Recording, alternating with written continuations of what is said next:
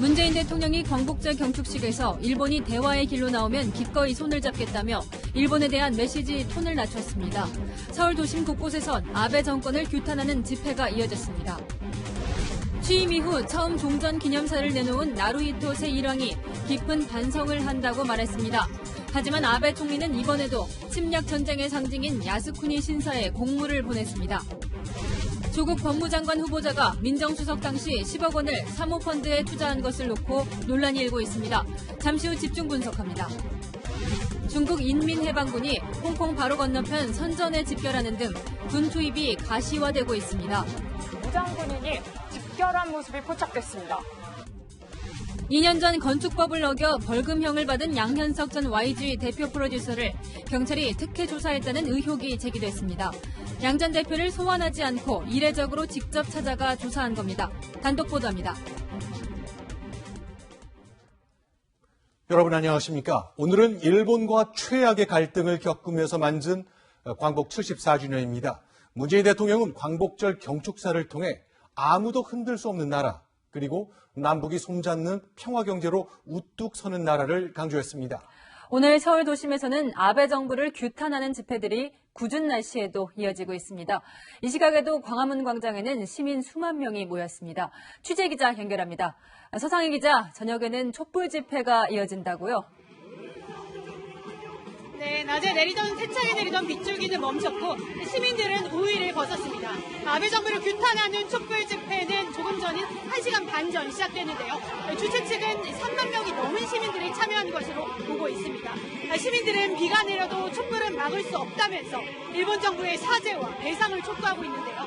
잠시 뒤 노 아베라고 적힌 촛불과 피켓을 들고 일본 대사관으로 행진을 시작합니다. 광복절 휴일을 맞아 손을 맞잡고 도심 집회에 참석한 가족들도 많았는데요. 옛 일본 대사관 앞에서 집회를 이어왔던 주최 측은 오늘 광화문 광장으로 자리를 옮겼습니다. 반일이 아니라 반 아베를 외치자며 깨어있는 일본 시민과의 평화연대를 촉구했습니다. 오늘 낮부터 여러 단체가 이미 집회들을 열었는데요. 서울광장에서 열린 집회에는 강제징용 피해자들도 참석했습니다. 폭우 속에 만장 100개의 행렬이 이어졌는데요. 우리가 역사의 증인이라는 만장을 들고 일본 대사관 도로를 에워쌌습니다. 강제징용 노동자상도 일본 대사관 바로 앞 도로에 등장했습니다. 시민들은 과거사에 대한 반성 없는 아베 정권을 한 목소리로 규탄했습니다. 지금까지 서울 광화문 광장에서 채널A 뉴스 서상입니다. 네, 문재인 대통령은 오늘 아무도 흔들 수 없는 나라를 만들겠다고 다짐했습니다. 그리고 일본을 향해서는 손을 내밀었습니다. 특히 내년 여름 도쿄올림픽을 화해의 장으로 만들겠다고 했습니다. 이어서 김윤정 기자가 보도합니다. 문재인 대통령은 취임 후 처음으로 흰색 한복을 입고 15년 만에 천안 국립기념관에서 열린 광복절 경축식에 참석했습니다. 문 대통령은 일본을 향해 대화를 통해 한일 갈등을 풀자고 제안했습니다. 지금이라도 일본이 대화와 협력의 길로 놓은다면 우리는 기꺼이 손을 잡을 것입니다. 문 대통령은 분쟁보다는 협력의 역사를 강조했고 강제징용과 위안부 등 과거사는 언급하지 않았습니다. 일본과의 경제전쟁이 승자 없는 게임이 된 만큼 외교적 해법을 염두에 두고 대일 메시지 수위를 낮춘 것으로 풀이됩니다. 여권 일각에서 도쿄올림픽 보이콧 주장이 제기됐지만 문 대통령은 올림픽을 협력의 기회로 삼겠다고 말했습니다. 세계인들이 평창에서 평화의 한반도를 보았듯이 도쿄올림픽에서 우호와 협력의 희망을 갖게 되길 바랍니다. 대화를 강조하면서도 그 길 기조는 이어갔습니다. 먼저 성장한 나라가 뒤따라 성장하는 나라의 사다리를 걷어차서는 안 됩니다. 문 대통령은 일제강점기 김기림 시인의 새나라 송에서 인용한 아무도 흔들 수 없는 나라를 6번이나 언급하며 일본의 경제 보복에도 흔들리지 않을 경제 주권 확립도 강조했습니다. 채널A 뉴스 김윤정입니다. 네, 문재인 대통령은 북한과 손잡는 평화 경제를 다시 한번 강조했습니다. 비핵화를 전제 조건으로 내세웠는데 남북 경제가 통합하면 8천만 인구의 1인당 소득 8만 달러에 이르는 큰 경제가 될 것이라고 말했습니다. 하지만 야당은 뜬구름 잡는 생각이라며 비판했습니다. 이동훈 기자입니다. 문재인 대통령이 남북 경제 협력을 통해 번영을 이루는 평화경제, 모든 것을 쏟아붓겠다고 말했습니다. 2045년 광복 100주년까지는 평화와 통일로 하나된 나라, 원 코리아로 세계 속에 우뚝 설 수 있도록 그 기반을 단단히 다지겠다고 약속합니다. 그러면서 평화경제의 구체적인 목표도 제시했습니다. 8천만 단일 시장을 만들 수 있습니다. 세계 경제 6위권이 될 것이라 전망하고 있습니다. 2050년경 국민소득 7, 8만 불 시대가 가능하다는 국내외 연구 결과도 발표되고 있습니다. 지난 5일 수석 보좌관 회의에서 평화경제를 언급했을 때 구체성이 떨어진다는 지적이 있자 내용을 보강한 겁니다. 북한을 일방적으로 돕자는 것이 아니라 서로의 체제 안전을 보장하며 함께 잘 살자는 것이라고 평화경제 의미도 강조했습니다. 하지만 자유한국당은 8천만 단일 시장 운운하며 내거는 평화경제는 오직 문 대통령만이 붙잡고 늘어지는 허상이라고 비판했습니다. 이념의 문제가 아니라 국민 생명을 위한 안보의 문제입니다. 지키고 그리고 대화해야죠.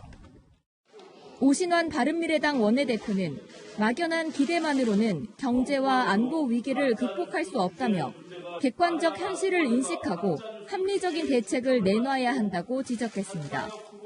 채널A 뉴스 이동훈입니다. 네, 8.15 오늘은 일본에게는 패망의 날이었죠. 아베 총리의 선택은 이랬습니다. 한국을 추가로 자극하지는 않겠다. 그러나 과거의 전례도 바꾸지 않겠다는 겁니다. 올해도 아베 총리는 책임과 반성을 언급하지 않았습니다. 김범석 특파원입니다. 나루히토 일왕이 지난 5월 즉위 후 첫 추도식에 참석했습니다.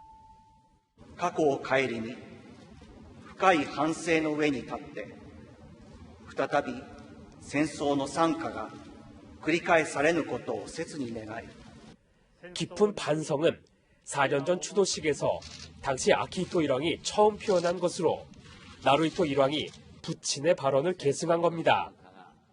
반면 아베 총리는 7년째 반성과 책임을 언급하지 않았습니다. 歴史の教訓を深く胸に刻み、世界の平和と繁栄に力を尽くしてまいりました。 그러면서 올해도 일제 침략 전쟁의 상징인 야스쿠니 신사에 공물을 헌납했습니다. 아베 총리 측근 등 여야 극우의원 52명은 야스쿠니 신사를 집단 참배했습니다. 強く思っておられるお一人だと信じております。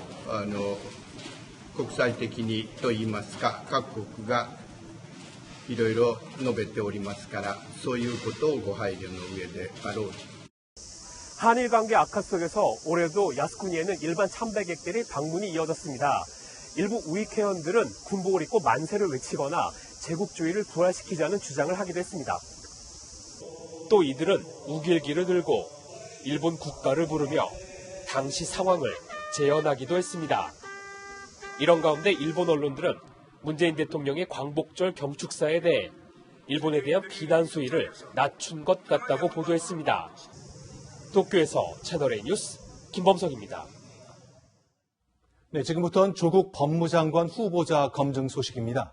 1990년대 초반까지 급진적 사회주의를 지향했던 조국 후보자가 그로부터 몇 년 뒤부터는 다양한 재테크를 시도했던 사실이 확인됐습니다. 하나씩 점검해 보겠습니다. 먼저 조국 후보자는 IMF 외환 위기 한복판에 강남 3구에 아파트를 샀습니다. 법원 경매로 샀는데 급매물이 많던 시절이라 감정 가격보다 35% 싸게 샀습니다. 유준 기자가 단독 취재했습니다. 미국에서 박사학위를 받은 지 한 달 만인 1998년 1월 조 후보자는 강남의 한 아파트를 자신 명의로 삽니다. 서울 송파구의 전용 면적 125제곱미터 아파트인데 당시 매입가는 2억 5천여만 원.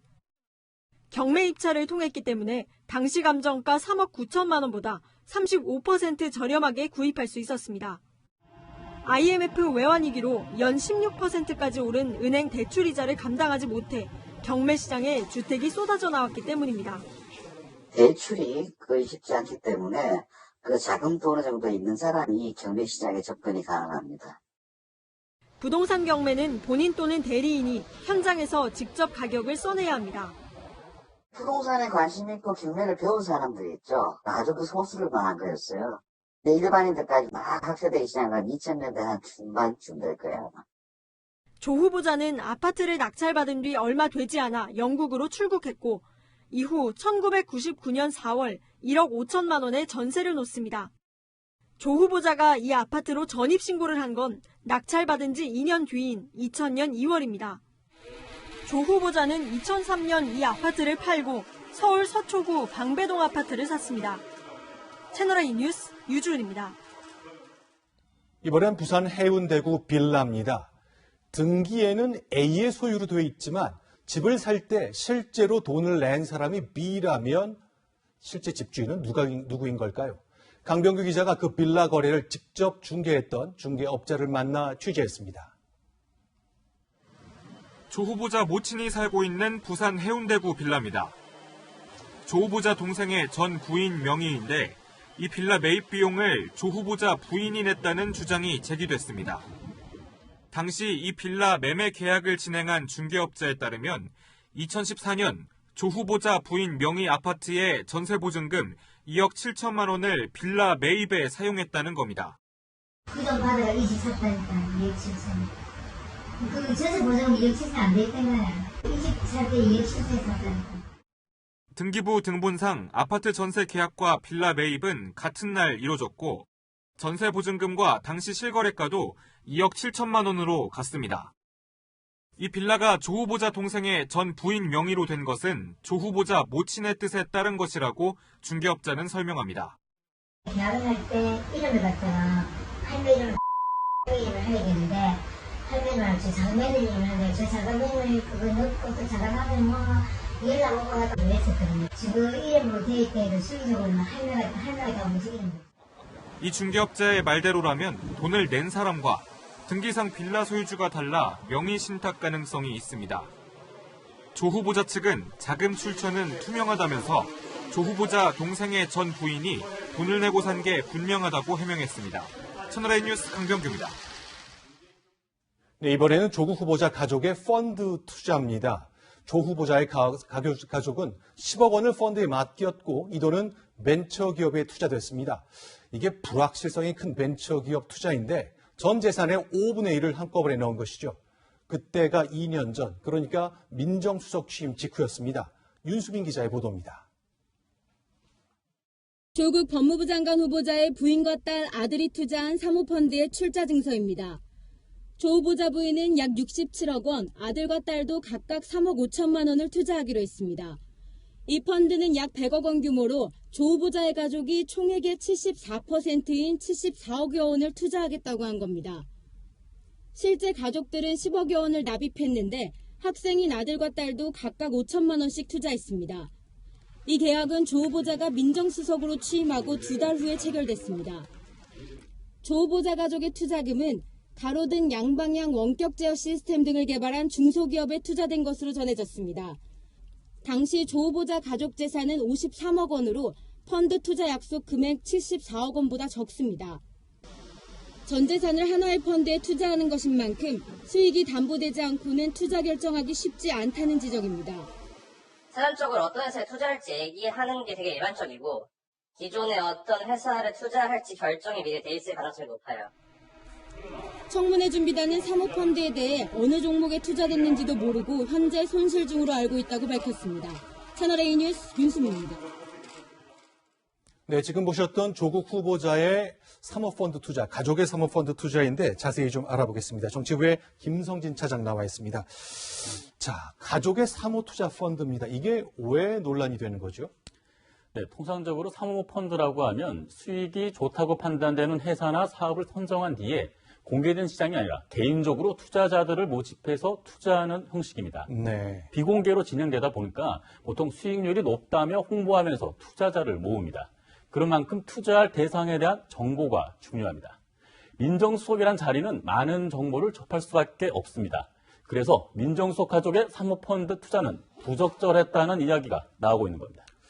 일단 리포트 보니까 거칠게 말해서 50억쯤 재산이 있는데 10억을 한꺼번에 투자했다는 이거죠. 5분의 1 투자다. 이거는 어떻습니까?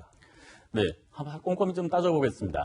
자, 조 후보자의 가족은 민정수석이 된 지 2달 뒤입니다. 2017년 7월에 해당 펀드에 투자했습니다. 부인이 9억 5천만 원을 납입했고 당시 20대였던 장녀는 5천만 원, 장남은 어머니에게 증여까지 받아가면서 5천만 원을 넣었습니다. 모두 10억 5천만 원인데 당시 전 재산이 53억 원이었던 만큼 재산의 5분의 1을 한 사모펀드에 투자한 겁니다. 네. 그런데 조 후보자 가족이 애초에 투자를 약속했던 금액은 전 재산보다도 많은 74억 5,500만 원입니다. 확실한 수익 보장이 없다면 선뜻 투자하기가 어려운 액수임에는 틀림없어 보입니다. 지금까지 공개된 정보를 보면 굉장히 위험이 높은 투자로 보이는데 일단 돈을 맡겨서 운영할 그 운용사는 굉장히 신뢰받을 만해야 할 거 아니에요. 어떤 곳입니까? 네, 말씀하신 것처럼 그 조 후보자 가족이 투자하기 1년 전인 2016년에 갓 설립된 회사입니다. 금융감독원이나 금융투자협회에서도 그 자료가 잘 나와 있지 않은데 자본금은 한 2억 5천만 원에 투자 운용 인원은 3명 정도입니다. 크지 않은 운용사로 볼 수 있습니다. 이 운용사는 2017년에 코스닥 기업을 인수해서 일본 기업이 독점하고 있는 2차 전지 음극재 소재 사업을 시작했습니다. 네. 조 후보자 가족의 투자금이 이 운용사에서 어떻게 투자가 됐는지는 지금 확인되지는 않고 있습니다. 그러니까 어제 저녁에 조국 후보자의 그 재산 자료가 다 공개됐고 지금 이제 기사들이 나오고 있는 건데 오늘 광복절 휴일이었습니다. 조국 후보자는 이 사안 관련해서 문의를 했을 때 뭐라고 답하던가요? 네. 온라인대자 오늘 오후에 입장을 좀 냈습니다. 조 후보자 측은 재산 거래와 자녀의 증여는 합법적으로 이루어졌고 공직자윤리법에 따라 적법하게 펀드 투자를 했다고 이렇게 밝혔습니다. 그러니까 공직자윤리법에는 주식 같은 직접 투자는 금지하고 있지만 펀드 같은 간접 투자는 허용하고 있습니다. 그러니까 불법은 없었다는 얘기군요. 네, 그렇습니다. 다만 74억 원 애초에 투자하기로 했다가 10억 원만 투자한 상황인데 그 이유에 대해서는 아직 설명하지 않고 있습니다. 다만 투자 종목이 정해져 있지 않은 펀드라 어느 종목에 투자했는지는 모른다고 했고 현재 손실 중으로 알고 있다 이렇게 얘기하고 있습니다. 조 후보자 해명에도 불구하고 남아있는 의혹은 여전해 청문회 때 명확한 설명이 필요해 보입니다. 알겠습니다. 여기까지 듣겠습니다. 정치부의 김성진 차장이었습니다. 네, 다음 소식 보겠습니다. 7명의 장관 후보자가 국회 인사청문회를 앞두고 있는데요. 공개된 재산 자료를 보니까 현금 보유가 많은 것이 유독 눈에 띕니다. 현금이 가장 작은 후보자가 5억 원을 갖고 있었습니다. 황하람 기자가 보도합니다. 장관급 후보자 중 재산이 가장 많은 사람은 최기영 과학기술정보통신부 장관 후보자입니다. 집 2채, 상가, 공공부지 현금 등 모두 106억여 원을 신고했습니다. 이번 인사청문 대상인 7명 가운데 2주택자는 최 후보자를 포함해 이정옥, 김현수, 은성수 후보자 등 모두 4명입니다. 강남에 집이 있는 후보자는 7명 가운데 3명이었습니다. 7명의 후보자 모두가 최소 5억 원 이상의 현금을 보유하고 있는 점도 눈에 띄는 대목입니다. 조국 후보자는 56억여 원의 재산 중 절반 이상인 34억여 원이 현금입니다. 민정수석 시절 아내가 보유한 주식 8억 원어치를 팔면서 이전 신고 때보다 현금 보유액이 더 늘었습니다. 7억 5,580만 원으로 7명 가운데 재산이 가장 적은 한상혁 후보자는 예금이 6억 6,090만 원으로 재산의 대부분을 차지했습니다. 일반 서민들은 통장에 사실은 돈은 몇천만 원 넘는 경우가 많잖아요. 일반인에 비해서 이제 많이 여유가 있고 다음 투자를 되게 할 그런 여력이 있다. 문재인 정부의 주요 장관을 맡게 될 후보자들의 재산은 최상위 수준이었습니다. 채널A 뉴스 황아람입니다. 경복궁 안에 허가받지 않은 현수막이 걸려 있습니다. 문화체육관광부와 단체 협상이 결렬되자 산하기관 노조에서 내걸었습니다. 허가도 안 받았는데 왜 내리지 못하는 걸까요? 최수연 기자입니다.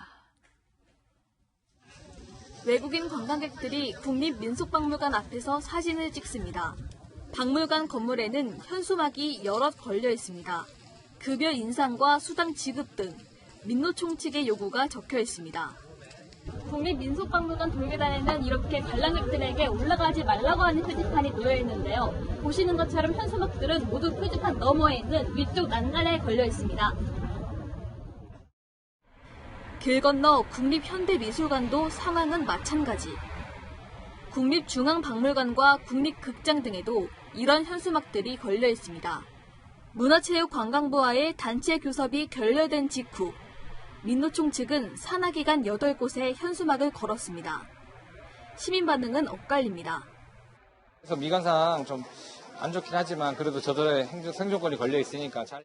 다른 나라에서 사시던 분이 일로 놀러 오시는데 이런 거 붙어 있으면 좀 안 좋을 것 같아요. 건물 관리기관의 개시 허가를 안 받았지만 문화체육부는 노조와 교섭 중이라며 현수막 철거는 엄두도 못 냅니다. 시설 운영에 중대한 지장을 주지 않는 한 가급적 노조에서 자율적으로 출근하도록 하고 있습니다. 하지만 문화체육부는 아직까지 노조의 자진 철거 계획은 전달받지 못했다고 밝혔습니다. 채널A 뉴스 최수연입니다. 난폭 운전에 항의했다는 이유만으로 무차별 폭행을 당했습니다. 심지어 맞고 있는 남성의 아내와 아이들이 차 안에서 보고 있는 상황이었습니다. 이상은 기자의 보도입니다. 흰색 승합차가 갑자기 속도를 높여 2차선으로 빠져나갑니다. 잠시 뒤 승용차를 추월하며 다시 1차선으로 끼어듭니다. 자동차 사이를 빠른 속도로 지나가며 추월하는 칼치기 운전입니다. 놀란 승용차 운전자가 항의하자 승합차 운전자는 차 문을 열고 나옵니다. 갑자기 생수병을 던지더니 주먹을 휘두릅니다. 폭력을 휘두른 승합차 운전자는 32살의 남성. 승용차에는 운전자의 아내와 8살, 5살 난 아이들이 함께 타고 있었지만 막무가내였습니다. 피해자 부인이 폭행 장면을 찍자 휴대전화를 빼앗아 내던지기도 합니다. 이 사건으로 승용차 운전자가 다친 것은 물론 아내와 아이들도 정신과 치료와 심리 상담을 받는 것으로 알려졌습니다. 경찰은 승합차 운전자를 폭행과 재물손괴 혐의로 입건했지만 국민청원 게시판에는 공정하고 조속한 수사를 촉구하는 항의글이 올라왔습니다. 단순 폭행이 아니라 더 엄한 처벌이 필요하다는 겁니다. 경찰은 경기도에 거주하는 피해자가 아직 조사를 받지 않아 수사를 마무리하지 못했다고 해명했습니다. 피해자가 이제 뭐 진단서를 받든 뭘 받든 피해자 조사 받아보고 어떻게 처벌할 건지 방향을 결정해야죠.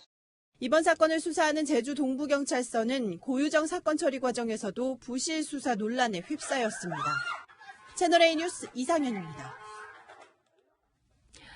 휴일이었던 오늘 아침 서울 남대문 인근에서 검은 연기가 치솟았습니다. 오피스텔 건물에서 불이 난 건데 시민들이 긴급 대피했습니다. 우현기 기자입니다. 건물 창문 밖으로 불길과 함께 시커먼 연기가 치솟고 소방관들은 물대포로 고층까지 소방수를 쏘아올립니다. 큰 불길이 잡히자 건물에 진입한 소방관들은 내부를 샅샅이 살펴봅니다. 서울 남대문 인근에 있는 오피스텔에서 불이 난 건 오늘 아침 8시쯤. 사무실 창고, 여기는 잠긴 상태에서 화재가 발생한 것을 바로 인접해 있는 804호 미용실 관계자가 연기를 발견하고 119에 신고한 상황입니다. 우산과 신발을 보관하던 창고에서 시작된 불은 2시간 20분 만에 완전히 꺼졌습니다. 불길에 휩싸였던 10층짜리 오피스텔 건물입니다. 처음 불이 붙었던 8층에는 유리창 곳곳이 깨지고 철골 구조물도 앙상하게 드러났는데요. 9층과 10층 모두 외벽이 새카맣게 그을렸습니다. 오피스텔에 있던 3명이 대피하고 지하 사우나에 있던 손님 20명도 긴급 대피해 인명피해는 없었습니다. 연기가 봄길 가득 찬 거예요. 그러니까 나는 얼마나 무서워요. 그러니까 그냥 8층에서 물들이 기어내려온 거예요. 아무것도 안 갖고 나오고 핸드폰만. 휴일 아침에 출근한 사람이 많지 않았고 사우나 직원의 안내를 받은 손님들도 신속히 대피해 인명피해는 없었습니다. 화재 원인을 조사하고 있는 경찰은 내일 오전에 합동 감식을 벌이기로 했습니다. 채널A 뉴스 우현기입니다. 3명이 숨진 강원도 속초 아파트 공사장 사고의 원인이 나왔습니다. 작업용 승강기 레일을 고정하는 볼트가 빠져 있었습니다. 이지훈 기자입니다. 사고 건물 바깥벽에 설치된 2개의 철골 기둥. 작업용 승강기를 지탱하기 위해 세워놓은 구조물, 마스트입니다. 2개의 마스트 중 하나의 중간 부분이 잘려나갔습니다. 승강기 추락 사고의 흔적입니다. 조사 결과 마스트를 고정해야 할 볼트 상당수가 풀려 있었던 걸로 드러났습니다. 경찰과 고용노동부는 작업 속도를 높이기 위해 승강기 해체 작업 전에 미리 볼트를 풀어놓은 걸로 보고 있습니다. 근로자들이 승강기를 타고 올라가는 과정에서 볼트가 풀린 지지대가 승강기 무게를 견디지 못하면서 추락했다는 겁니다. 쭉 올라가다가 이미 풀려있는 부분 위로 올라가니까 브레이싱을 해놓은 부분까지 다 파손이 된 거죠. 사고 당시 안전 책임자인 하청업체 대표가 현장에 없었던 사실도 확인됐습니다. 전문가들은 원청업체도 이번 사고 책임에서 자유로울 수 없다고 지적합니다. 건설회사 안전관리 총책임자의 역할을 확인해야 되고, 경찰과 고용노동부는 현장 관계자들을 불러 안전관리에 문제가 없었는지를 조사한 뒤 입건할 방침입니다. 채널A 뉴스 이지훈입니다. 양현석 전 YG 엔터테인먼트 대표 프로듀서에 대한 채널A의 집중 취재 내용 이어가겠습니다. 양 전 대표는 과거 건축법을 어겨 경찰 조사를 받은 적이 있습니다. 일반적으로 피해자들은 소환 조사를 받죠. 그런데 당시 양 전 대표는 경찰의 방문 조사를 받았습니다. 그동안 YG와 경찰의 유착 의혹은 끊임없이 제기됐습니다. 박선영 기자의 단독 보도입니다. 양현석 전 YG 대표 프로듀서가 소유한 6층 건물입니다. 지난 2016년 서울 마포구청은 이 건물 3층에 있는 사진관이 용도 변경 신고도 없이 주택으로 바뀌었다며 건축법 위반 혐의로 양 씨를 경찰에 수사 의뢰했습니다. 서울 마포경찰서는 양 씨를 피해자 입건했지만 소환 조사는 이뤄지지 않았습니다. 수사팀이 양 씨를 직접 찾아가 방문 조사를 한 겁니다. 경찰은 양현석 씨를 조사하려고 직접 이곳 YG 사옥을 방문했습니다. 수사팀장을 포함해 경찰관 2명이 1시간 정도 양 씨를 조사한 뒤 돌아갔습니다.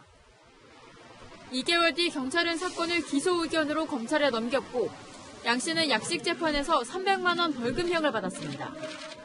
피의자를 소환 대신 방문 조사한 걸 두고 경찰 내부에서도 이례적이란 평가가 나옵니다. 경찰 관계자는 방문 조사는 환자나 거동이 불편한 노인 등을 조사할 때 쓰는 방식이라고 말했습니다. 당시 수사팀은 조사 방식에 문제는 없었다는 입장입니다. 일정이 바쁘고 스케줄이 많고 그래서 이거는 약간 좀 특혜 아닌가? 사정 따라서 하는 거니까 그렇게는 생각 안 했어요. 상습 도박과 성매매 알선 혐의를 받고 있는 양 씨를 경찰이 어떤 방식으로 조사할지에도 관심이 모아집니다. 채널A 뉴스 박선영입니다. 양현석 전 대표가 소속 가수 비아이의 마약 의혹을 감추기 위해 제보자에게 압력을 행사했다는 의혹도 있었죠. 수사 과정에서 진실이 얼마나 밝혀졌을까요? 저희가 확인해 본 결과 검찰과 경찰 모두 2달째 제자리였습니다. 성혜란 기자가 취재했습니다. 공익제보자 한모 씨는 2016년 8월 마약 투약 혐의로 체포됐을 때 가수 비아이에게 대마초를 건넸다고 털어놨습니다. 다음 날 경찰에서 풀려난 뒤 한 씨는 비아이 소속사인 YG 엔터테인먼트 사무실로 불려가 양현석 대표 프로듀서를 만났고 이후 경찰 조사에는 변호사와 함께 출석해 모든 진술을 번복했습니다. 자기가 진술을 제대로 못했어요. 옆에서 계속 눈치 보면서 그래서 옆에서 계속 코치해주고 경찰에서 관련 첩보를 넘겨받은 검찰 역시 당시 한 씨를 한 번도 정식 조사하지 않았습니다. 3년이 흐른 지난 6월 한 씨 측의 국민권익위 공익신고로 양현석 대표의 외압 의혹이 불거지자 경찰은 전담 수사팀까지 꾸렸지만 2달간 제자리 걸음입니다. 경찰 관계자는 한 씨 측이 경찰 수사에 응하지 않고 있다고 설명했습니다. 권익위에서 사건을 넘겨받은 검찰 역시 지난달 2일 한 씨 변호인을 한 차례 조사했을 뿐 답보 상태입니다. 검찰 관계자는 한 씨 측이 경찰 수사를 희망하고 있다고 설명했습니다. 경찰과 검찰 모두 공익제보자 탓만하며 허송세월을 한다는 지적이 나옵니다. 채널A 뉴스 성혜란입니다. 네, 홍콩의 민주주의 시위에 중국은 군을 투입할까요? 홍콩 바로 외곽 도시인 선전에 중국군 장갑차가 대거 집결한 모습이 포착됐습니다. 군 투입의 징후가 뚜렷해지자 미국은 개입을 강하게 시사했죠. 홍콩 현지에서 박건영 기자가 보도합니다. 지금 제가 서 있는 이곳이 바로 중국 선전과 홍콩에 맞닿은 접경 지역입니다. 아직 통제가 이루어지진 않은 상태인데요. 바로 이 너머 선전 축구 경기장엔 무장군인이 집결한 모습이 포착됐습니다. 장갑차 등 군용 차량 수백 대가 경기장 옆 주차장을 가득 채웠습니다. 경기장 안에는 공산당 깃발을 든 군인들이 훈련하는 모습도 보입니다. 유사시 홍콩으로 진입하기 위한 준비가 이뤄지고 있는 겁니다. 香港激进示威者屡屡用极其危险的工具攻击警察。 공항에서 철수한 시위대는 도심 집회를 계속하고 있습니다. 오는 18일에는 또다시 대규모 집회를 예고했습니다. 유혈 충돌 우려가 커지면서 미국이 개입 의사를 밝혔습니다. I hope it works out peacefully. Hope nobody gets hurt. I hope nobody gets killed. 트럼프 대통령은 이어 시진핑 주석에게 비공식 회담을 제안했습니다. 존 볼턴 백악관 안보보좌관은 미국은 1989년 천안문 광장을 기억하고 있다며 같은 실수를 하지 말라고 경고했습니다. 홍콩에서 채널A 뉴스 박건영입니다. 네, 홍콩은 아시아의 진주라는 별명을 가진 관광지인데 외국인은 물론 중국 본토에서 오는 관광객이 많이 끊겼습니다. 홍콩 상인들은 2003년 전염병 사스가 창궐했을 때보다 어렵다고까지 말했습니다. 권호혁 특파원이 현장을 취재했습니다. 중국 번안을 앞둔 홍콩을 시대적 배경으로 했던 영화 천밀밀. 한국에도 유명한 영화의 배경이자 홍콩 최대 번화가인 순사투이 거리입니다. 최근 매출 변화를 가장 먼저 체감하는 곳은 관광객들을 상대하는 식당입니다. 작년 대비 3개월 정도 매출을 생각한다면 거의 한 절반 정도 수준? 예, 좀 많이 어려운 상황이죠, 지금.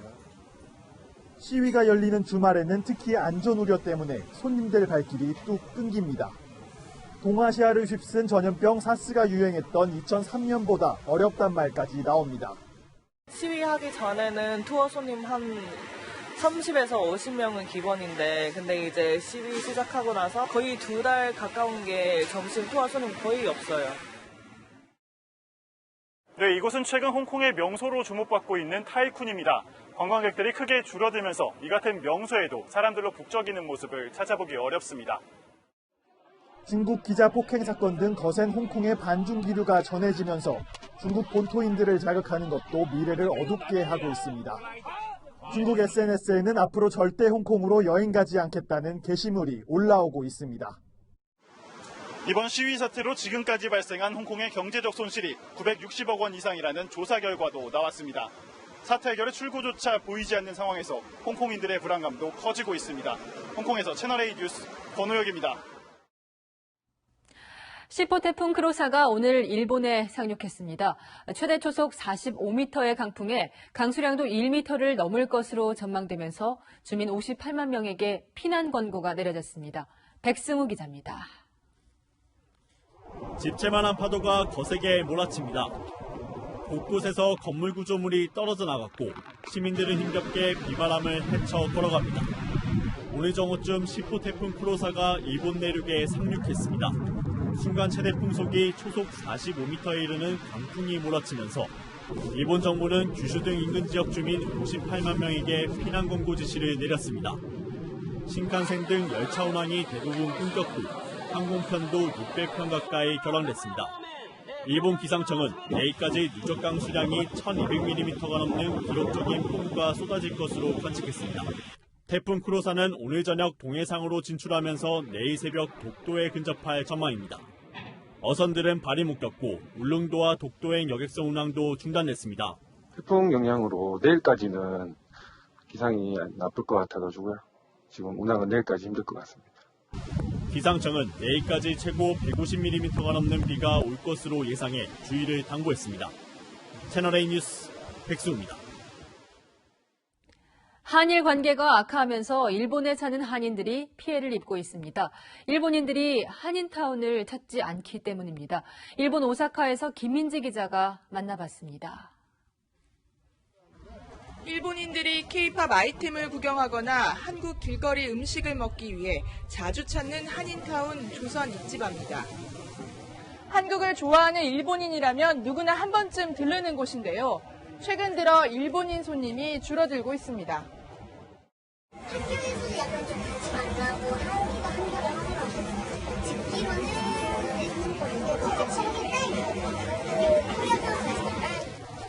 한일 관계가 나빠지자 한인타운 일거리는 분위기가 생긴 겁니다. 작년에 비해서 이제 강하지만 그렇고 주말에 사람들이 거의 없는. 한국인 관광객들이 주요 손님이었던 교민들도 한숨을 내쉬고 있습니다. 9월 달부터는 제로라고 보면 돼요. 8월 달에 있는 거는 캔슬이 많고 그때부터 아예 스톱이에요. K-팝 등 한류 문화와 연계한 한식당도 매출이 반토막 났습니다. 우리 굉장히 불안해하고 있어요. 이거 정리를 해야 하나 할 정도로. 아니면은 이 사태가 더 심각해지면 혹시 우리가 한국을 가야 되는 거 아닌가까지도. 일본 내부에선 하루빨리 한일 관계를 회복해야 한다는 목소리가 나오고 있습니다. 隣国同士仲良くした方が絶対いいと思うし、僕らもね、韓国の美味しいものや K-POP やすごい恩恵預かってるので、もっともっと仲良くして、お隣の国との友好を望んでいます。 한일 양국이 갈등 해법 모색에 적극적으로 나서야 한다는 겁니다. 오사카에서 채널A 뉴스 김민지입니다. 국내에선 반일 감정을 활용한 이른바 애국 마케팅이 절정입니다. 홍유라 기자입니다. 세찬 비가 내리는 궂은 날씨에 태극기 티셔츠를 입은 이들이 눈에 띕니다. 대한민국에게 하고 싶은 말 작성해 주시면 저희가 독도에 대신해서 기부하고 있어요. 기억해요 8월 15일. 대한민국 사랑해요. 애국심이 가득 담긴 메모가 행사장 곳곳에 붙습니다. 메모 개수의 해방연도를 기억하는 의미를 담은 1945원을 곱한 금액이 독도 수호에 쓰입니다.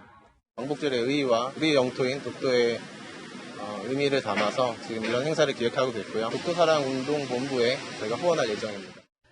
일본의 수출 규제로 반일 감정이 악화된 올해 광복절엔 이런 애국 마케팅이 활발합니다. 전국 매장에 태극기를 내걸기도 하고 한 포털 사이트는 음성 검색 서비스를 활용한 기부 이벤트를 진행하고 있습니다. 대한민국 만세. 이렇게 말하기만 하면 독립유공자 후손들을 돕기 위한 기부금이 조성되는데요. 벌써 91만 명 넘게 참여했습니다. 애국 마케팅에 시민들의 호응이 뜨겁습니다. 독립운동가들 덕분에 우리가 지금 편하게 살고 있는 게 아닐까라고 생각을 하고 그런 분들의 수고를 감사드립니다. 시위를 즐기기 이전에 좀 오늘 광복절이 어떤 날인지 생각을 하고 한번 가슴속에 새겼으면 좋겠다. 74주년 광복절을 맞아 달아오른 애국 마케팅이 침체된 내수 경기에 활력을 불어넣을지 주목됩니다. 채널A 뉴스 홍윤아입니다. 오늘은 지난해 10월 대법원의 강제징용 배상 판결 후 처음 맞는 광복절이라는 의미도 있습니다. 승소 판결을 받은 95세 이춘식 할아버지께도 뜻깊은 날이겠죠. 하지만 일본의 경제 보복 조치 때문에 부담도 느끼고 가슴이 아픕니다. 건솔 기자가 이춘식 할아버지를 만나봤습니다. 이춘식 할아버지의 올해 광복절은 하루 일찍 시작했습니다. 내일 광복절이니까 미리 이렇게 내려놓는. 강제징용 배상 판결 이후 처음 맞는 광복절이지만 사죄 대신 돌아온 경제 보복에 피해를 끼친 건 아닌지 하는 염려가 손길을 더 재촉합니다. 나 때문에 그런 피해가 가서는 안 되지. 어째 나한테 다 떠박치냐 것이. 95. 할아버지 가슴속에는 한만 더 쌓였습니다. 앞에 고약한 놈이 아무것도 모르는 놈이 우리들이 가서 지 나라를 가서 젊었을 때 어렸을 때 가서 고생을 많이 했는데 1941년 기술을 배울 수 있다는 말로 17살 청년을 강제징용에 끌고 간 과거의 일본이나 마음이 아파. 고사를 생각하면 보수도 못 받고 쌀빠지게 고생만 하고 78년이 흘러도 반성 없는 현재의 일본 모두 실망과 분노의 대상일 뿐입니다. 일본은 그래서는 안 듣고 있니. 야만지 같은 사람이 아직도. 광복절인 오늘은 새벽부터 집을 나섰습니다. 오셨어요?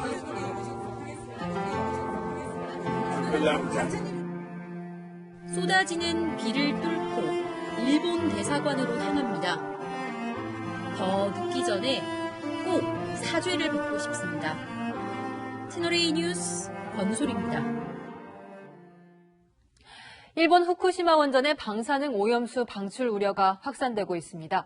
만약 바다로 방출하면 7개월 만에 제주도에 온다고 합니다. 박수유 기자가 보도합니다. 방사능 오염수가 편서풍과 해류를 따라 빠르게 퍼집니다. 방출 후 220일 뒤에는 제주도에, 400일 뒤에는 서해까지 파고듭니다. 일본 후쿠시마에서 고농도 방사능 오염수가 바다로 방출될 경우를 가정해 만든 시뮬레이션 영상입니다. 원전 사고 발생 4년 뒤 동해에서 방사능 물질 세슘 농도가 2배로 치솟았다는 연구 결과도 나왔습니다. It's a small fraction of the total release, but it's very clear that by moving down the east coast of Japan and then the Kushiro current, it moves from the East China Sea into the East Sea. 일본 도쿄전력이 후쿠시마 원전의 오염수 저장 탱크가 3년 뒤면 모두 다 찰 것이라고 밝힌 가운데 한국 정부가 오염수 문제에 대한 본격적인 대응에 나선 상황. 이 후쿠시마 원전 오염수 처리 문제에 대해서 외교부 등 관계부처가 합동으로 현재 대응하고 있고 또 대응해 나갈 계획입니다. 국제원자력기구가 최근 고농도 오염수 방류 전 허용치 이하로 농도를 낮추라고 권고하는 등 후쿠시마 원전 오염수에 대한 국제사회의 우려가 커지고 있습니다. 채널A 뉴스 박수유입니다. 최태원 SK그룹 회장의 둘째 딸인 최민정 씨가 SK하이닉스에 입사했습니다. 미국 워싱턴에서 글로벌 이슈 대응 업무를 맡기로 했습니다. 김철중 기자가 보도합니다. 최민정 씨는 내일부터 미국 워싱턴에 있는 SK하이닉스 지사로 출근합니다. 최 씨는 대외 협력을 총괄하는 부서에서 일할 예정입니다. 이 조직은 지난해 초 신설됐습니다. 글로벌 정보 수집과 국제경제 리스크에 대응하는 부서로 알려져 있습니다. SK 관계자는 글로벌 이슈가 중요해지다 보니 관련 조직을 강화하는 추세 속에서 이루어진 조치라고 설명했습니다. 최 씨를 포함해 6명이 근무하며 최 씨의 첫 직책은 대리급입니다. 최 씨는 2014년 해군 사관 후보생으로 자원 입대해 화제를 모았습니다. 소위로 임관한 뒤 청해부대 소속인 충무공 이순신 함에 올라 6개월 동안 소말리아 아덴만에서 근무했습니다. 2017년 전역한 뒤에는 중국 투자회사에서 일했는데 결국 1년 9개월 만에 SK에 입사한 겁니다. 한편 SK바이오팜에서 근무해온 최 회장의 첫째 딸 윤정 씨는 다음 달부터 미국 스탠퍼드대에서 생명정보학 석사과정을 밟을 예정입니다. 채널A 뉴스 김철중입니다. 네, 정부가 사용자가 크게 늘어난 동영상 서비스 업체에 이른바 유튜브세를 매기는 걸 검토하고 있습니다. 한국에서 얼마나 버는지 공개하지 않는 탓에 세금을 제대로 내고 있지 않다는 판단에 따라서입니다. 김남중 기자입니다. 구글이 2017년에 신고한 세금은 약 200억 원, 네이버와 비교해 20분의 1 수준입니다. 하지만 구글이 한 해 우리나라에서 올리는 매출은 네이버와 비슷한 약 5조 원으로 추산됩니다. 그럼에도 세금을 적게 내는 건 매출 규모를 숨기기 때문입니다. But I'm not in a position to disclose revenue information for Google Korea. 정부는 지난달 구글과 같은 글로벌 IT 기업을 상대로 수익의 10%를 부가세로 걷는 디지털세를 도입했습니다. 여기서 한 걸음 더 나아가 유튜브와 넷플릭스 등 인터넷 동영상 사업자들에게 공익기금을 징수하는 방안을 검토하고 있습니다.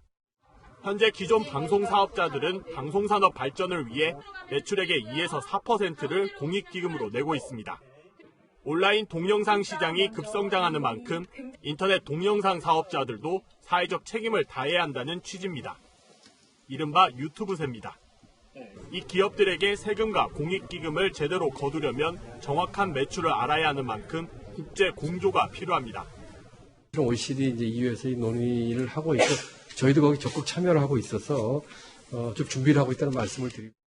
기획재정부는 연말까지 글로벌 공룡 기업들을 겨냥한 구체적인 과세 방안을 마련할 계획입니다.